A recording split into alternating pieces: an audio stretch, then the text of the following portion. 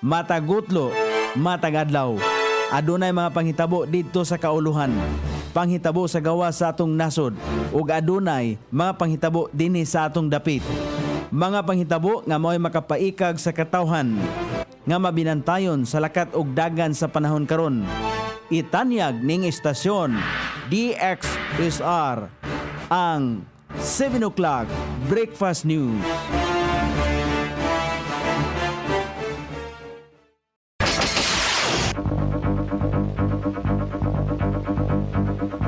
Higala, kumusta? May buntag Iligan, may buntag Mindanao, may buntag Pilipinas. Adong Martes karon pitsa 5 ni buwan sa Mayo ning tuiga 2026.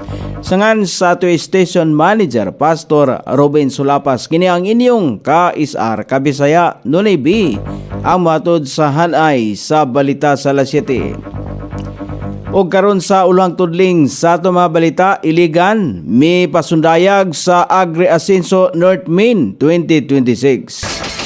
Is Doing Business Act gihisgutan atol sa ARTA Committee meeting. Deskwento sa plitihan ipatuman sa mga transport cooperative sa Iligan. Sa kauluhan Barsaga, balik Kongreso human ang suspensyon. Vice President Sara Duterte nagpasaka og reply affidavit sa perjury cases versus Madriaga sa Taguig. Sa gawas sa nasod katunga sa mga Amerikano ni angkon nga nagkalisod sa pinansyal nga bahin. Balita sa kinabuhing Kristohanon, US giplanuhan nga hatagan og economic relief ang Eritrea bisan pa man sa mga kaso sa Kristohanong pagpanglotos. Ini ang uluhang tudling sa atong mga balita nga dalit kanato ning istasyon. DXSR 106.7 sa inyong FM dial.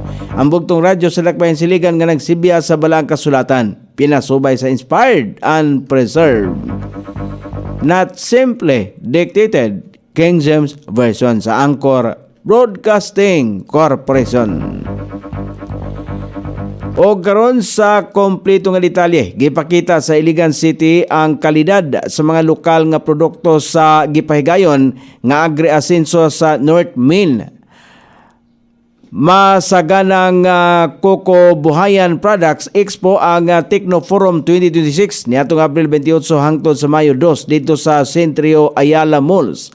Pinagi sa City Agriculturist Office o Boss Pagdumala ni Mary Ann Billy, gipasundayag ang mga produkto gikan sa OBOP Learning Sites for Agriculture o mga kooperative sa Iligan.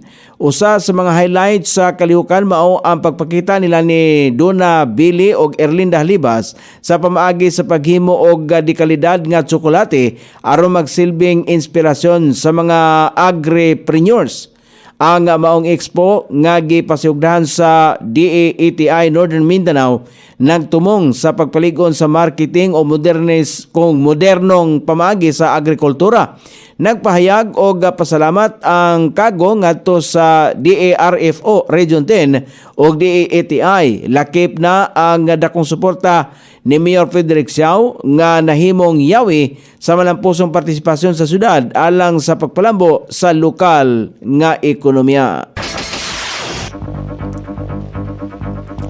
Naisgutan ni Darwin Manubag, City Administrator atol sa flag raising nga nagtigom ang ARTA Committee sa miaging semana atol kon aron hisgutan ang pagpaligon sa implementasyon sa East of Doing Business Act sa Dakbayan.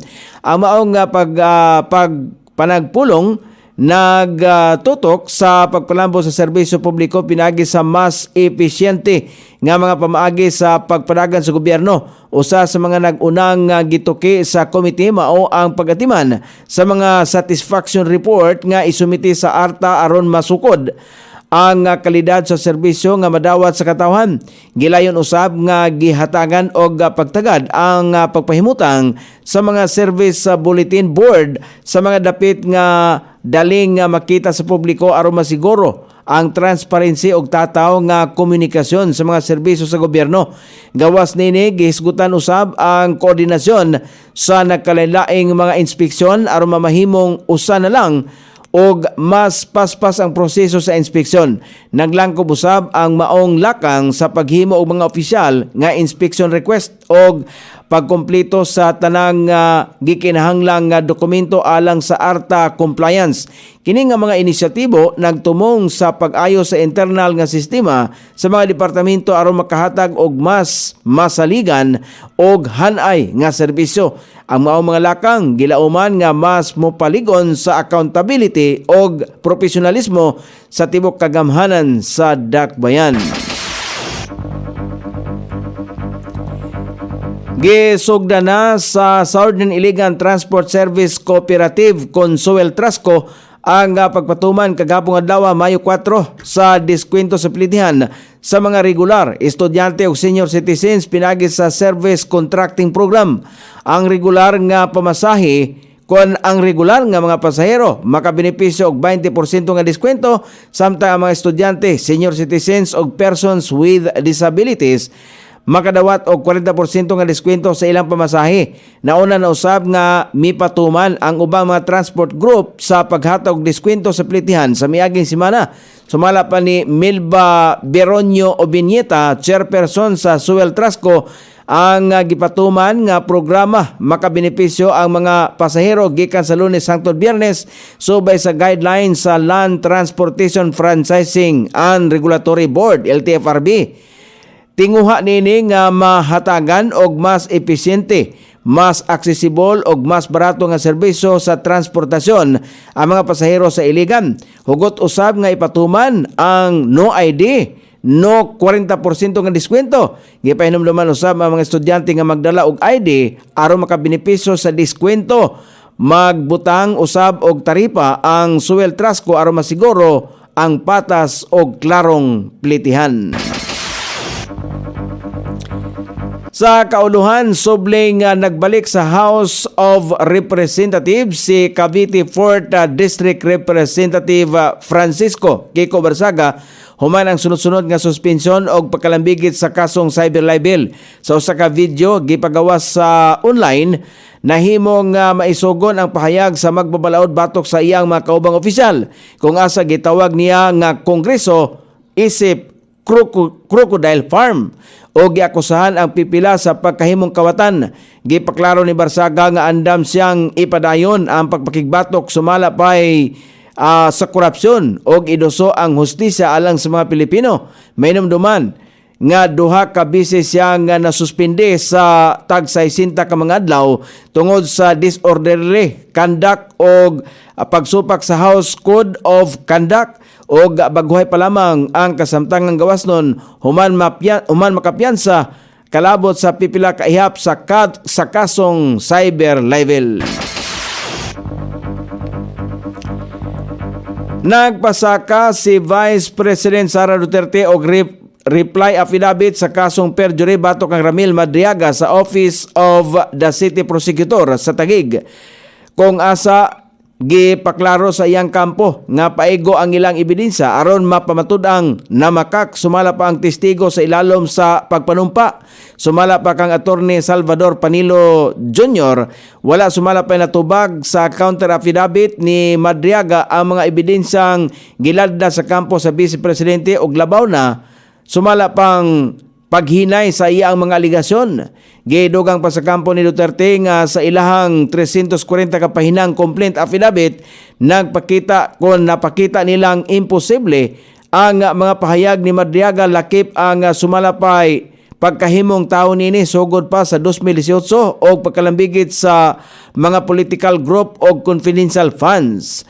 Gipanghimakak usab sa kampo ang mga pasangil ni Madriaga may tungod sa sumalapay illegal nga pundo gikan sa drug dealers og pugo o gikaingong adunay mga dokumento og testimonya nga sukwahi sa iyang mga aligasyon. Samtang gikatakda sa Mayo 18 ang sunod nga pagdungog kung asa gilaumang magsumiti si Madriaga og jointer affidavit, samtang gitun-an usab sa kampo ni Duterte ang posibilidad sa pagpasaka og bag-ong kasong perjury. Kabatok kaniya depende sa mamahimong estratehiya kalabot sa nagsingabot nga impeachment proceedings. O karon sa balita sa gawa sa nasod, gikataho sa pagtuon nga gipahigayon sa Gallup nga anaa sa 53% ka mga Amerikanong respondents ang nagsulti nga aduna sila'y kalisod sa pinansyal nga bahin. Kini nga ikalimang tuig diin ni saka ang kaso sa mga Amerikanong adunay kalisdanan sa pinansyal tungod sa kapakyasan nga makatigom og retirement fund, medical insurance og investment returns. Dako nga problema alang sa nasod mga respondents ang problema sa nasod kabahin sa enerhiya, panimalay og healthcare. Samtang problema usab nila ang college expenses, child care o transportation cost sa ilahang pamilya. O karon sa balita sa kinabuhing Kristohanon, giplanuhan sa nasod sa Amerika ang pagpatuman og economic relief ngadto sa nasod sa Eritrea. Kini isip kaalyado nila aron nga pahugtan ang relasyon sa duha ka nasod. Kini nga kalihukan giplanuhan og maayo bisan pa man nga nahibalo ang gobyerno sa Amerika ngadto sa mga kasong pagpangluto sa mga Kristohanon dito sa Eritrea. Gitanaw sa Amerika ang dakong oportunidad nga mamahimong kalyado nini ang Eritrea tungod sa panghitabo sa tunga-tungang silangan. Naila ang nasod sa Eritrea nga North Korea of Africa tungod sa padayon nga pagpanglutos ngadto sa mga Kristohanon. O karon sa pagmanabana sa kahimtang sa dagan sa panahon, easterlies panay makapiktar sa nasod nga Pilipinon. Ang Zamboanga Peninsula, Palawan, Metro Manila ug ang ubang bahin sa nasod ang makasinati paghihapon o madag-umon nga kalangitan. Inubanan sa patak-patak nga mga pagulan, pagpanalugdog ug pagpangilat. Ilabi na panahon sa kapunon kini epekto sa easterlies. Sukod sa temperatura dinhi sa dakbayan siligan, ang kabugnaon ana sa 21 ug ang kainiton mosangko sa 34 degrees centigrado. Ang adlaw misilang kagania sa alas 5:32 ug mosaw po niya sa alas 6:14 sa sayong takna sa kagabion.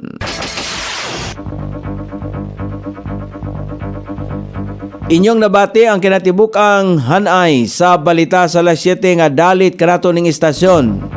DXSR 106.7 sa inyong FM dial. Ang bugtong radyo sa Dakbayan Siligan nga nagsibiya sa balaang kasulatan, pinasubay sa inspired and preserved, not simply dictated, King James Version sa Anchor Broadcasting Corporation. Sangan sa tigswat sa tumbalitang internasyonal ug sa kinabuhing Kristohanon, Pitzan sa balita lokal, Coney Island. Sa ato station manager, Pastor Ruben Sulapas. Kini ang inyong KSR Kabisaya, Nonay B. Magpasalamat ug wingon, mayong buntag, Iligan.